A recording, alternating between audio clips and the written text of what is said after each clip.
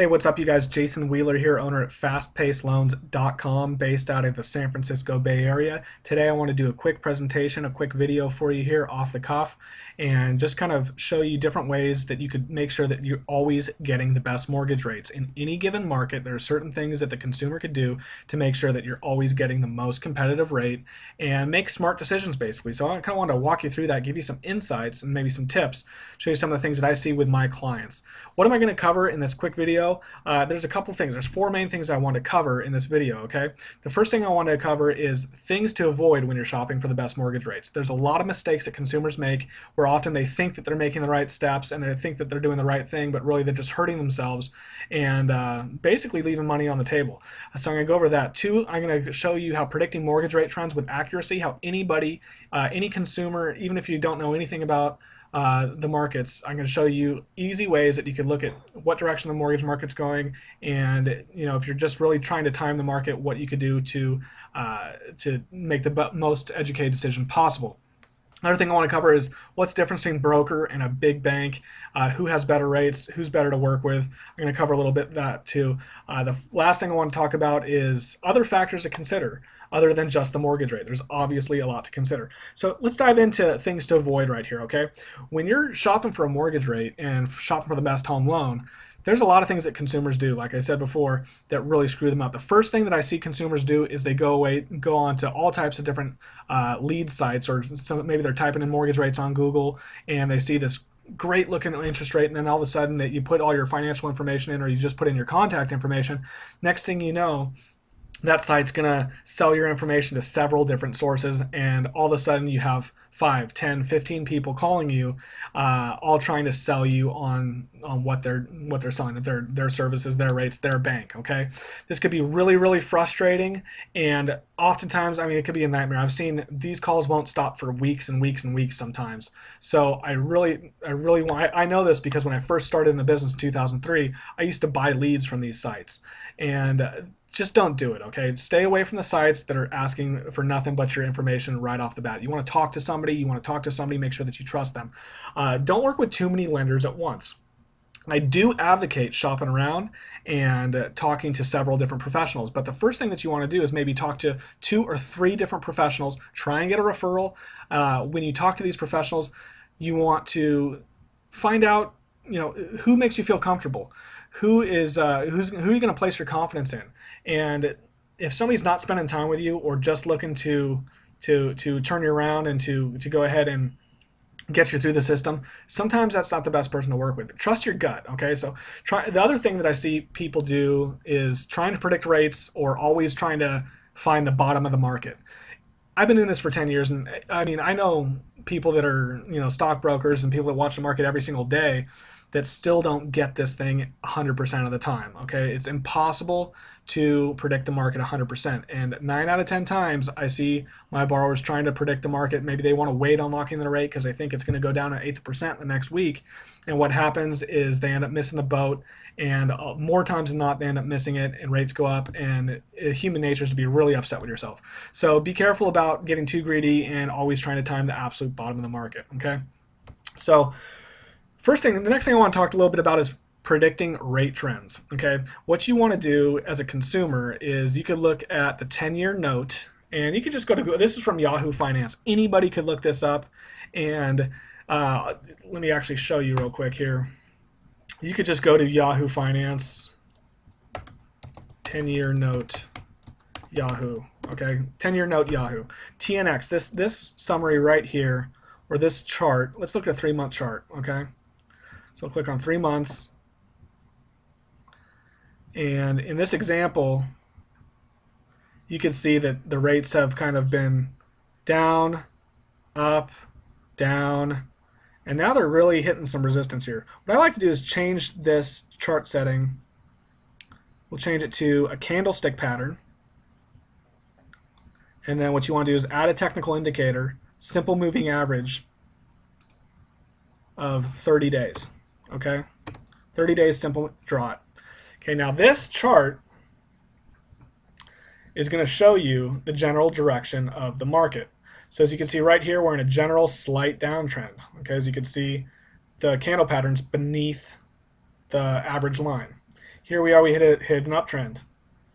Boom, back downtrending. Here we go. So what's going to happen next? If you want my educated guess, I'm looking for rates to pop up, okay? Because right here I'm seeing some serious resistance at this level. So I'm looking in the short term for rates to pop up. So if I was in the market right now looking to lock, I would say that this is a really darn good time to lock. Now, it's impossible to tell what's going to happen tomorrow day by day, but overall, in the grand scheme of things, if you look back, let's look back a year. So in the grand scheme of things, if you locked in today, you'd be locking in some of the lowest rates that you can within the last year. Okay, so if you want to look at these charts together with somebody, I'd be happy to do that with you. I'd love to look at these charts with you together and just kind of analyze your current situation. Okay, so here's that same chart. As you can see here, I just want to show you the difference between here's our downtrend here. Right here, we started a new uptrend. As of most recently, we're downtrending, and now because of this resistance right here, and if you're not quite sure what resistance is, you could just kind of Google that or ask me about it, and I'll go over it with you. But I'm looking for rates to pop up here in the next week or so, a tad bit, at least come up to this level here. Okay, so like I said, if you're looking to lock right now, this would be a good time to go ahead and do it. All right, so let's go ahead and look at something else. Let's look at a flat market pattern. This pattern was from January, early January to July, and we had flat rates for the whole, like almost the first half of the year. As you can see here, the 10-year note was just kind of wobbling back and forth. Now, there's no way that it's going to be 100% flat. It's always going to change every day a little bit. But as you can see, this is a relatively flat pattern because the daily chart is just kind of squiggling through this average line, and it actually makes the average flatten out. Okay, so you want to look at these different patterns. I go over different patterns with you, and what I like to do and what I actually get a big kick out of is looking at these charts together with my clients. And I can't tell you when to lock, but I could definitely give you some insights on when a good time might be to lock. So if this is something that you want to do with me, definitely give me a call, reach out to me, and I will go ahead and go over this with you. Okay, so that's a flat market pattern for you to look at.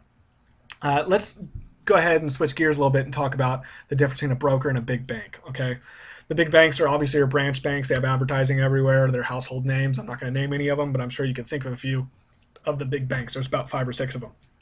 The big difference here is a mortgage professional is somebody that's going to be local, it's somebody that's going to offer better service in most cases, better expertise, and it's somebody that's going to go ahead and give you more of their time. They're more vested in helping you because they're building a business. Also, motivating factors and compensation. This is really important because if you're going in and working with a big bank, chances are that the person that you're working with is simply a bank 9-to-5 employee, somebody that's getting paid $10 to $15 an hour. Maybe they get small commissions, or maybe they get some commissions for the amount of volume that they do. But it's a matter of motivation. The best way to motivate is to compensate, right? And in this way, if you go into a big bank and you're working with a bank employee, what is their motivation? Their motivation is to keep their job, to serve the bank that they work for, right? I don't know if that type of motivation is in the consumer's best interest, okay? On the other hand, when you work with a mortgage professional or mortgage broker, or a mortgage professional like myself or somebody else in your area that you may have been referred to, what you're going to get is you're going to get somebody whose motivation, we only get paid if we help you. We only get paid when we close a deal for you that works, okay? And we get paid the same amount no matter what deal you close. That's the way the current laws work. We get paid the same amount no matter what deal you close, no matter what loan program you choose. So we can't steer you into any one loan program and make extra money, right? That was something that happened in the past, and now that's behind us. But it's a matter of motivation. Myself, my motivation is I want to help as many people as I can, and I want to make them raving fans, okay? Because if my clients and customers are not happy with the service I provide, not happy with the level of expertise, and not only the level of expertise, but the competitiveness of my pricing, then I'm going to be out of business, and I'm going to be out of business real quick because word travels fast and people talk a lot, especially with social media and Yelp and all that stuff, okay?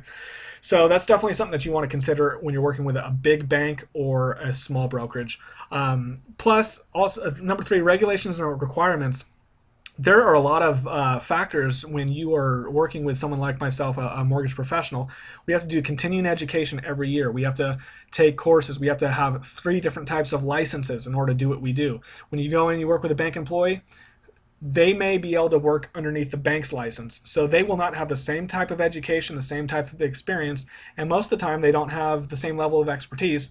For all you know, and I'm not saying there's an exception to every rule, for all you know, you could be working with a banker that just has a couple months experience and just got hired and put through some training, through a training system. So things to consider. Of course, if you go in and you interview your banker and you like them and you know them and you trust them, I would tell you to go ahead and stick with that person. It's all about sticking with a person that you feel most comfortable with, that'll serve you best. So that's something that you got to decide for yourself. The fourth thing is a mortgage professional like myself is going to offer wholesale rates, okay, which means that I have 60 different banks that are competing for my business. They want me to send all my loans to them.